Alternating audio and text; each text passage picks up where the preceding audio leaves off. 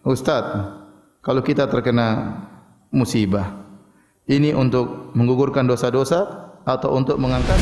Dan tidaklah kalian ditimpa dengan musibah kecuali akibat ulah tangan kalian.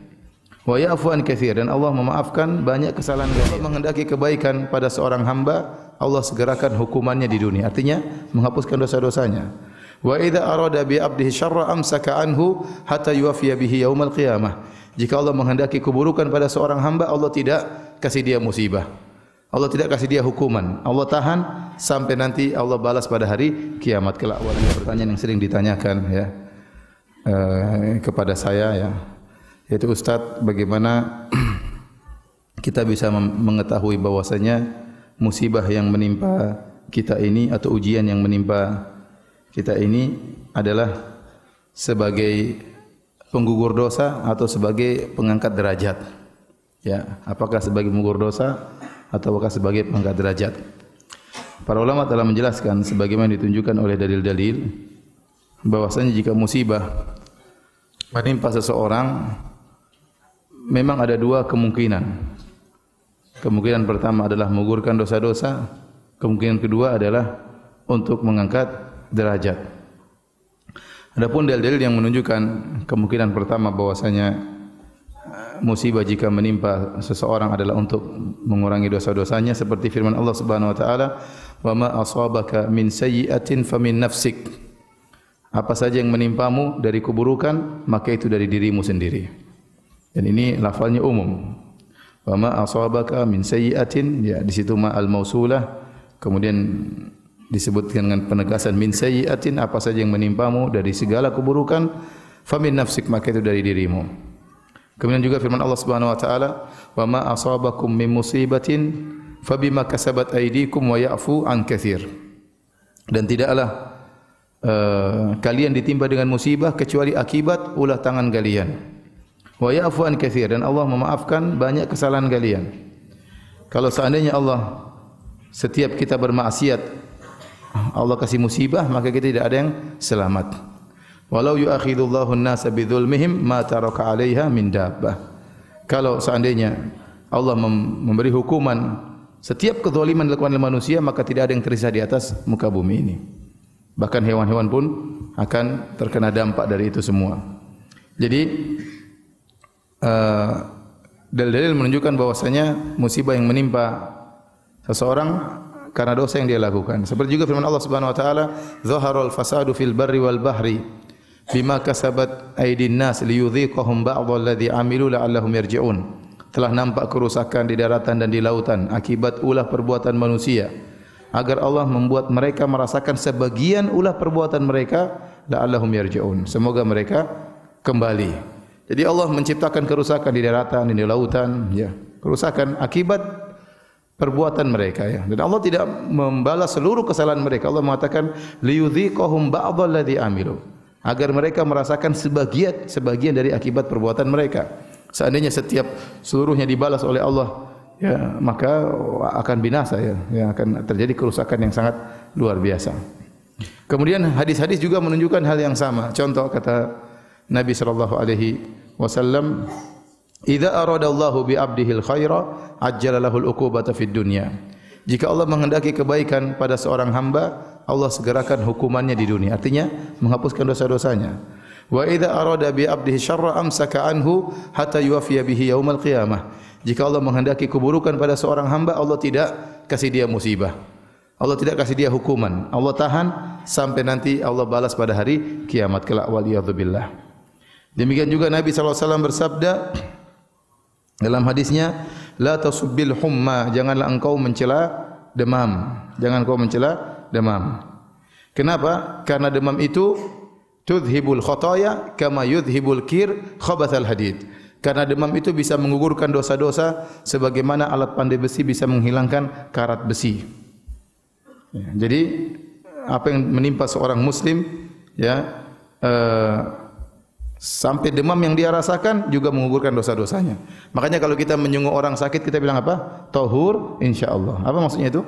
Semoga dosa-dosamu digugurkan dengan penyakitmu. Dalam hadis juga Nabi SAW bersabda, "Ma yusibul muslim min nasabin wala wasabin wala hammin wala hazanin wala adan wala ghammin hatta syaukatin syakuha illa kaffarallahu biha min khotayahu." Kata Nabi SAW, tidak ada suatu pun yang menimpa seorang muslim. Min nasabin, dia letih, lelah, itu juga mengugurkan dosa-dosa. Yang penting dia sabar menghadapinya. Wala wasabin, atau dia sakit, itu juga mengugurkan dosa-dosanya. Wala hazanin, kesedihan tentang masa lalu yang buat dia ingat-ingat terus sehingga dia pun sedih, ya. Kemudian wala hammin, ya, perkara yang dia khawatirkan di depan. Dia sedih memikirkan masa lalu, dia khawatirkan tentang masa depannya, ya. Wala ghammin, dan juga kegelisahan yang dia rasakan. Wala adzan, gangguan apapun. Hatta syaukah yushakuha, bahkan duri yang menusuknya, kecuali Allah akan menjadikan itu semua sebagai penggugur dosa-dosanya. Jadi apa saja yang dialami oleh seorang muslim dari hal yang tidak menyenangkan dirinya, kalau dia hadapi dengan kebaikan, maka semua itu akan menggugurkan dosa-dosanya. Ini semua dalil, ya, bahwasanya musibah itu menggugurkan dosa-dosa. Bahwasanya Allah menimpakan musibah pada seorang gara-gara dosa-dosa yang dia lakukan. Taib. Ada juga dalil-dalil yang menunjukkan Allah memberikan musibah kepada seseorang atau sekelompok orang untuk mengangkat derajatnya. Untuk mengangkat derajatnya. Oleh karenanya para anbiya diuji oleh Allah Subhanahu wa taala, dikasih banyak musibah. Waktu Nabi pernah ditanya, "Man asyadun nasi bala'an ya Rasulullah?" Siapa orang yang paling banyak bencana yang dialaminya ya Rasulullah? Maka Rasulullah SAW mengatakan anbiya. Yang paling banyak musibah adalah para nabi. Yang paling banyak diuji, dikasih musibah adalah para nabi. Tsumma salihun, kemudian orang-orang soleh. Tsummal amsal fal amsal, kemudian yang selanjutnya dan selanjutnya. Yubtala rajulu ala qadri imanihi, seorang diuji, diberi musibah berdasarkan keimanannya. Fa in kana fi imanihi salabatun zida fi balaihi, kalau ternyata imannya kuat, kokoh, Allah tambah ujiannya, tambah musibahnya. Wa in kana fi imanihi riqatun khufifa anhu, kalau ternyata imannya lemah, Allah kurangi ujiannya. Dalam hadis, innallaha idza ibtala qauman innallaha idza ahabba qauman ibtalahum. Kalau Allah mencintai suatu kaum, Allah akan uji mereka. Allah akan menguji mereka. Dalam hadis juga kata Nabi sallallahu alaihi wasallam, inna idzamal jaza ma'idzamal bala, ma'idhamil bala. Sungguhnya besarnya balasan sesuai dengan besarnya ujian. Jadi ini menunjukkan ujian-ujian tersebut adalah dalam rangka untuk mengangkat derajat. Bahkan dalam satu hadis Rasulullah SAW bersabda, yang dihasankan oleh Syekh Albani dalam silsilah sahihah, innar rajula la yakunu lahu indallahil manzilah fama yablughuha bi'amalin fala yazalu Allahu yabtalihi bima yakrah hatta yablughahu iyyaha atau yuballighahu iyyaha. Kata Nabi sallallahu alaihi wasallam, sungguh dia punya kedudukan di sisi Allah, kedudukan yang tinggi. Tetapi dia tidak bisa sampai kedudukan tersebut dengan amal dia. Amal dia itu tidak cukup untuk membuat dia mendongkrak dia naik di derajat yang tinggi. Maka supaya orang ini bisa naik di derajat yang tinggi, Allah kasih ujian. Allah kasih musibah supaya derajatnya naik. Ini dalil bahwasanya Allah kasih dia musibah dalam rangka mengangkat apa? Derajat. Karena Allah catat surganya tinggi, ternyata amalannya enggak cukup. Salatnya enggak cukup, puasanya enggak cukup. Bagaimana caranya agar dia bisa sampai ke derajat yang tinggi tersebut di surga? Allah kasih dia ujian. Dalam lafal yang lain, innal abda idza sabaqat lahu minallahi manzilah lam yablugha bi amalihi ibtalahu Allahu fi jasadihi aw fi malihi aw fi waladihi. Sungguhnya seorang hamba jika telah tercatat di sisi Allah dia memiliki kedudukan yang tinggi, tetapi amalannya tidak bisa mendongkrak dia untuk naik sampai pada derajat tersebut, ibtalallahu fi jasadihi, maka Allah akan memberi dia musibah di badannya, au fi malihi, atau di hartanya, au fi waladihi, atau di anaknya. Ya, ini semua dalil bahwasanya musibah bisa mengangkat derajat. Di antara tujuan Allah kasih musibah adalah mengangkat derajat. Oleh karenanya Nabi yang paling keras ujiannya, ya. Nabi kalau sakit, maka sakitnya sangat luar biasa. Dalam suatu hadis, ya, Rasulullah Aisyah radhiyallahu anha berkata, "Ma ra'aitu ahadan ashadda alaihi alwaj'u min Rasulillah sallallahu alaihi wasallam."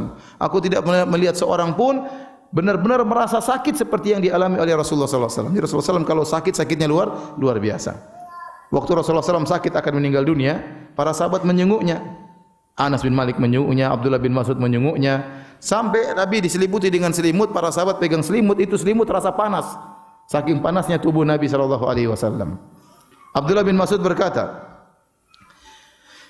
"Ya Rasulullah, innaka la tu'aku wa akan syadidan." Ya Rasulullah, sungguhnya engkau diberi sakit dengan sakit yang keras. Faqala Rasulullah sallam, Nabi menjawab, "Ajal, benar. Inni u'aku kama yu'aku rajulani minkum." Sungguhnya aku diberi sakit 2 kali lipat daripada sakit kalian. Ya, kenapa? Karena Nabi diangkat derajatnya oleh Allah Subhanahu wa taala. Dan dalam satu hadis juga disebutkan bahwasanya ya bisa jadi musibah itu mendatangkan kedua-duanya, mengurangi dosa-dosa dan mengangkat derajat. Ya. Di mana dalam hadis Rasulullah SAW menyebutkan tidaklah suatu musibah menimpa seorang Muslim kecuali, ya kata Nabi sallallahu alaihi wasallam, kecuali akan menghapuskan dosa-dosanya dan akan mengangkat derajatnya. Ya. Jadi dalam sebagian hadis bahwasanya musibah itu bisa menggugurkan dosa sekaligus mengangkat derajat. Pertanyaan yang sering ditanyakan,